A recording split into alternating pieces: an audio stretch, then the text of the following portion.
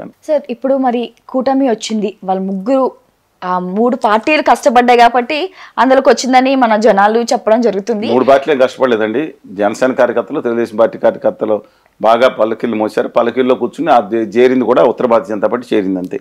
So మరి ముందు 0.5% ఓట్లు ఉన్నాయండి వాళ్ళకి. వాళ్ళు చెప్పడం ఏంటండి, ఆ ఓట్లు కూడా ఎక్కువ మంది ఉత్తర భారతీయ జనతా పార్టీ అంటే అభిమానం ఒక విరోచిత ఉన్న వర్గం ఒకటి ఉంది. ఆ వర్గం వాళ్ళు ఎక్కువ శాతం, వాళ్ళ వర్గం ఒకటి ఎక్కువ శాతం పడలేదండి తెలుగుదేశం జనసేన కూటమి. సరే చెప్పండి. మరి కష్టపడ్డారు ముగ్గురు, ఎంతవరకు ముగ్గురు కాదండి, ఇద్దరే పల్లకీలు ఎక్కింది వాళ్ళు. ఇద్దరే కష్టపడ్డారు. సో కానీ చేరింది మాత్రం ముగ్గురు.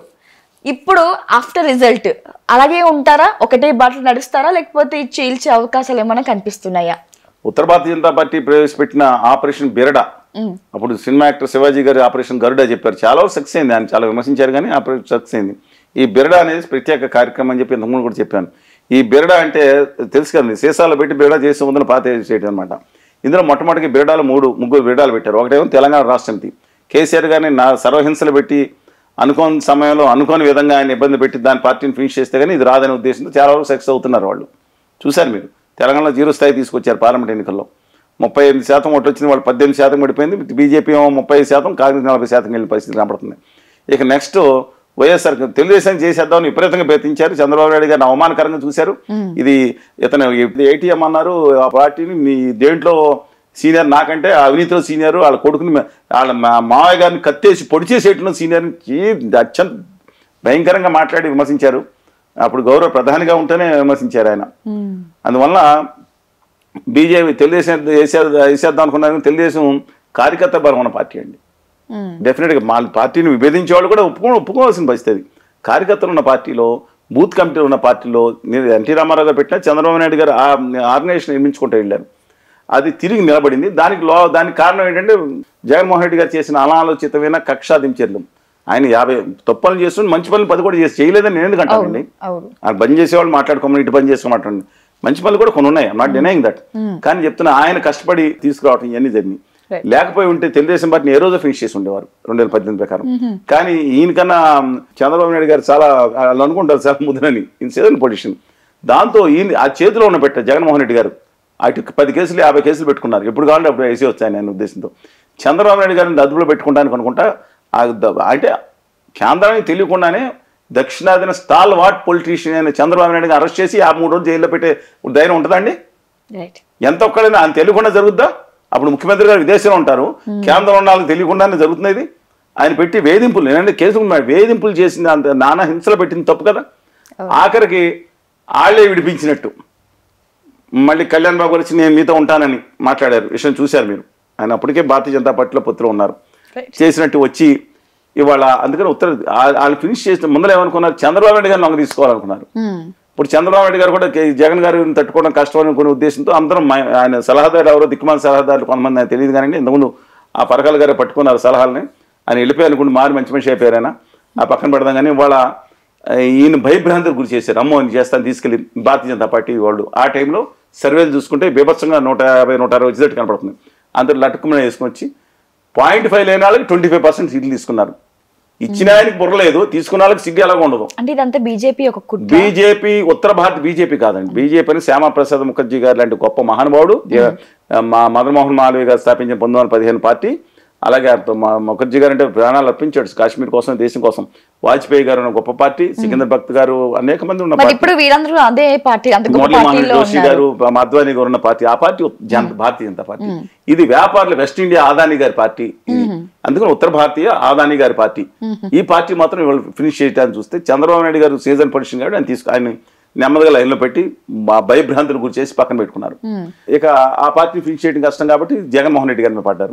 ఈయన అమాయక చక్రవర్తి. నేను 10 సార్లు చెప్పాను, లాస్ట్ టైం చెప్పా, మిమ్మల్ని మీరు ఆనందిస్తా ఉన్నారు. ఆ రోజు ఎల్వి సుబ్రహ్మణ్యం గారిని, ద్వివేది గారిని, ఆర్ కృష్ణ చాలా మందిని దింపి చంద్రబాబు నాయుడు గారు తన ముఖ్యమంత్రి ఉండగా తన సెక్రటరీ తనే నేల మీద కూర్చుని ధర్నా చేసే దౌర్భాగ్య పరిస్థితి కల్పించింది కేంద్ర ప్రభుత్వంలో ఉన్న ఉత్తర భారతీయ జనతా పార్టీ. మీరు ఆనందిస్తున్నారు, రేపొద్దున మీకు ఇదే పరిస్థితి వస్తుంది. జగన్మోహన్ రెడ్డి గారు గుర్తుంచుకోండి, ఉత్తర భారతీయ జనతా పార్టీ ఆడే కుట్రలో భాగం కావద్దు. మీలో మీకు గొడవలు పెట్టేశారు, సైకో శాడిస్టులను గొడవలు పెట్టి తీర్చుకుంటున్నారు, కసి తీర్చుకుంటున్నారు. నా తెలుగు జాతిని తన బానిసలుగా చేయదలుచుకున్నారు. జగన్మోహన్ రెడ్డి గారు డూయింగ్ ఏ మిస్టేక్ అని చెప్పాను. ఒప్పుకోలేదు. చంద్రబాబు నాయుడు గారు అరెస్ట్ కూడా ఒకటి అదే పాత్రలో తన ఆనందాన్ని చూసుకోవడానికి బీజేపీ వాళ్ళు దాంట్లో చేశారా లేదని కాలం చెప్తుంది. I'm not here to confirm everything.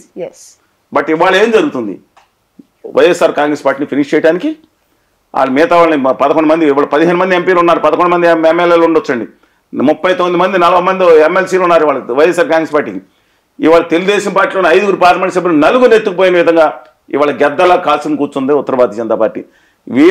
వినయంగా తను కూర్చొని తన శక్తినంతా తీసుకెళ్లి బీజేపీ దగ్గర తాకట్టు పెట్టినా, రాష్ట్ర ప్రయోజనాలే పక్కన పెట్టినా జగన్మోహన్ రెడ్డి గారిని స్పేర్ చేయలేదు. చంద్రబాబు నాయుడు గారు 4 సంవత్సరాలు ఎంత విధేయంగా ఉన్నారు జగన్ రాష్ట్రం కోసం, తన అమరావతి కోసం కేంద్ర ప్రభుత్వం దగ్గర స్పేర్ చేయలేదు. ఇవాళ ఆయన్ని తగ్గించేసి ఆయనకి కాంగ్రెస్కి సగం ఓట్లు పంచేటట్టు చేసుకుని తర్వాత తెలుగుదేశం పార్టీని వేసేయడానికి కూడా సిద్ధపడుతుందండి. దయచేసి ప్రతి ఒక్కరికి తెలిసింది, ఉత్తర భారతీయ జనతా పార్టీని నమ్మొద్దని చెప్తున్నాను. ఆ కుట్రలో దయచేసి భాగం కావద్దని ఇవాళ రైట్ టైం వచ్చింది, కేంద్రంలో తమ మీద ఆధారపడి వచ్చింది, రేపు పొద్దున బ్యాకప్ పెట్టుకుంటున్నారు. ఆ లోపే దయచేసి చంద్రబాబు నాయుడు గారు ఇవాళ ఆయనకి ఇవాళ ప్రమాణ స్వీకారం చేయబోతున్న సందర్భంలో కూడా ఖచ్చితంగా శుభాభినందన తెలుపుతున్నాను. మన రాష్ట్రం కోసం ఒక ముఖ్యమంత్రిగా 164 స్థానాలు సునామీతో వచ్చిన వారికి, అలాగే అండగా ఉన్న కళ్యాణ్ బాబు గారికి, అలాగే మంత్రివర్గంలో ప్రమాణ స్వీకారం చేయబోయే అందరికీ కూడా నేను శుభాభినందన తెలుపుతున్నాను. మంచి జరగాలని కోరుకుంటున్నాను. 6 దాని గురించి కూడా మాట్లాడదాం, కేంద్ర మంత్రి గురించి. ఇవాళ చాలా జాగ్రత్తగా ఉండాలని చెప్పి మాత్రం కోరుకుంటున్నాను. ఇప్పుడే రైట్ టైం. 4 రోజులు అయితే మీరు సాధించుకునేది కష్టం అవుతుంది. ఇప్పుడు రైట్ టైం కాబట్టి సాధించుకోమని చెప్పి మై హంబుల్ రిక్వెస్ట్ వినయంగా వారిని అడుగుతా ఉన్నాను. సార్, గతంలో మేనిఫెస్టోలో హామీలు చాలా తక్కువ, ఇప్పుడుతో పోల్చుకుంటే ఇప్పుడు చాలా ఎక్కువగానే ఇచ్చారు గతంతో పోల్చుకుంటే. సో మరి అవన్నీ నెరవేరుస్తారా? అది సాధ్యమేనా? పార్టీగతంగా మాట్లాడుకోవాలి. కొంతమంది బాధలు అవుతాయి, మనోభావాలు, వీళ్ళ మనోభావాలు దెబ్బతింటూ ఉంటాయి. ఎన్నిసార్లు నాకు ఎంఐఎం పార్టీ, సిపిఐకి, సిపిఎంకి, కాంగ్రెస్కి, తెలంగాణ రాష్ట్రానికి, తెలుగుదేశానికి, వైకాపాకి, డిఎంకేకి అన్నిటికీ ముడి పెట్టారు. ఇక రిపబ్లికన్ పార్టీ, డెమోక్రాటిక్ అమెరికాల పార్టీలు పెట్టారు దిక్కుమాల బ్యాచ్లు. ఒకటి చెప్తా ఉన్నాను, హామీలు అమలప్పుడు చంద్రబాబు నాయుడు గారు ఏమన్నారండి, ఈ 13,000 ఇస్తేనే, లేకపోతే వాలంటీర్కి 5,000 ఇస్తేనే, లేదంటే ఏదైనా కానీ ఏదైనా చెప్పని ఈ ఫ్రీలు ఇస్తూ ఉంటే శ్రీలంక అయిపోతుందని చెప్పి, వెంజువల్ అయిపోతుందని అందరూ అన్నారు కదా. వాలంటీర్లకు జగన్మోహన్ రెడ్డి గారు రూపాయి పెంచారా? 100% పెంచింది కూటమి హామీ. కానీ ఇప్పుడు కట్ చేసేస్తారు. దాన్ని స్ట్రీమ్లైన్ చేసి చాలామంది తీసేసే అవకాశం కనపడతా ఉంది. రెండోది, సచివాలయ ఉద్యోగులు తీయడానికి వీలేదు, ప్రభుత్వ ఉద్యోగుల వాళ్ళు. సరే, రెండో విషయం ఏంటంటే 4,000 పెన్షను, పాత 2-3 కూడా కలిపి ఇస్తారని చెప్తున్నారు. జూలై 1వ తారీఖున ఇవ్వాల్సిన బాధ్యత కేంద్రం వైపు చూడాలి. ఒకటి అది కాకుండా ప్రతి మహిళకి ఇంకా కండిషన్స్ నాట్ అప్లైడ్. 18 ఏళ్ళు దాటిన ప్రతి మహిళకి పాకెట్ మనీ కిందో, ఆసరా కిందో 1,500 రూపాయల సంవత్సరానికి 18,000 ఇవ్వాలి. ఈ పెన్షన్లు కూడా ఎప్పుడు 59 వరకు, ఎస్సీ ఎస్టీ బీసీ మైనార్టీ మహిళ అయితే 50 ఏళ్ళ వరకు.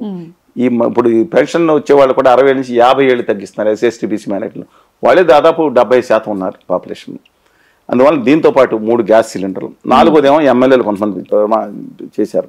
ఇక దాంతోపాటు ఉచిత బస్సు ప్రయాణం జిల్లా స్థాయిలో అనుకోవచ్చు. అక్కడ అందరూ దెబ్బలాట వేసుకుంటారు. బస్సు విశాఖపట్నం వరకు వెళ్తుంది అనుకోండి, సింహాచలం వాళ్ళు బయలుదేరి చెప్తున్నానండి మేము అన్నవరం వస్తున్నాం అన్నారు అనుకోండి, జిల్లా దగ్గర దింపేస్తే కుదరదు కదా. అక్కడ చిన్న చిన్న విషయాలు బట్టి రద్దుకోవచ్చు.